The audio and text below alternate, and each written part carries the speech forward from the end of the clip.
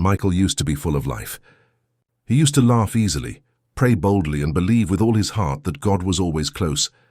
But everything changed the day his mother died. She had been the strongest person he knew, the one who prayed for him when he didn't pray for himself, the one who always somehow knew when he was hurting. Losing her broke something inside him. Days felt heavy. Nights felt longer. And every morning he woke up feeling emptier than the last.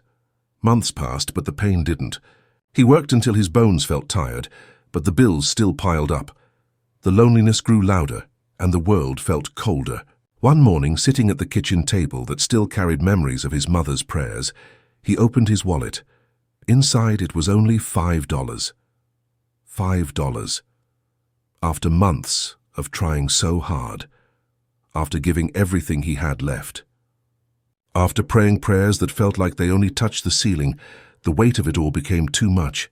Michael lowered his head into his hands and whispered with a trembling voice, "God, I don't know if you still hear me. I don't know if you still see me. If you do, please show me because I'm breaking." He wiped his tears, put the $5 in his pocket and headed out the door, feeling more alone than ever. The streets were quiet, almost too quiet for his troubled mind. As he walked, he noticed a homeless man sitting on the cold pavement. The man was wrapped in a torn, faded jacket. His hair was tangled, his beard untrimmed, and his eyes looked tired, like he had seen years of pain no one ever noticed. When Michael walked by, the man lifted his weak head and whispered, "Faz, please, anything you can spare."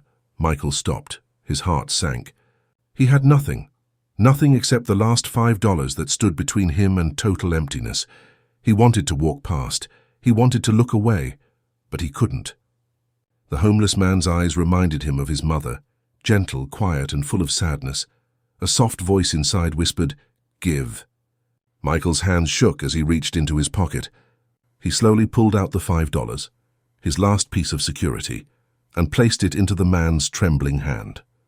The homeless man looked at him with eyes suddenly full of warmth, almost glowing with gratitude. He whispered, "God hasn't forgotten you."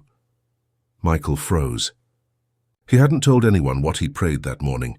He hadn't spoken to friends. No one knew. How did this man know? Before he could ask, a wave of emotion rushed over him. Grief, exhaustion, surrender. He nodded weakly and started walking away. A few steps later, he turned back. But the man was gone. Completely gone. The sidewalk was empty. The street was silent. There was nowhere he could have disappeared in seconds. Michael's breath caught in his chest.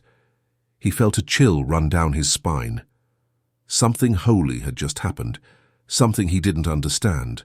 Just then his phone rang, the sound slicing through the silence. He didn't want to answer. He had no energy for disappointing news, but he forced himself to pick up. A woman's voice spoke kindly. "Hello. Is this Michael? We received your application months ago. We know it's been a long time, but we reviewed it again today. We'd like to offer you the job." Michael dropped to his knees right there on the sidewalk. Tears began falling. Not just tears of relief, but tears of grief, of healing, of release. He cried because he missed his mother. He cried because he thought God had abandoned him.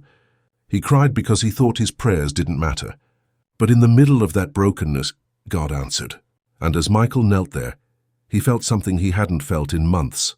A gentle peace, a soft comfort, a warm presence. Like the touch of a mother's hand on a crying child, a verse whispered into his heart, "Do not forget to show hospitality to strangers, for some have entertained angels without knowing it." Hebrews 13, verse 2. Michael realized. The homeless man hadn't just taken his last $5. God sent that man to remind him, "You are not alone. I see your grief. I hear your prayers. I am still with you, even in the darkest moments." Sometimes God doesn't speak through thunder. Sometimes he doesn't speak through miracles in the sky. Sometimes he speaks through a stranger with tired eyes. Sometimes he speaks in the moment you finally let go. And sometimes he sends an angel to sit quietly on a cold sidewalk just to tell you, God hasn't forgotten you.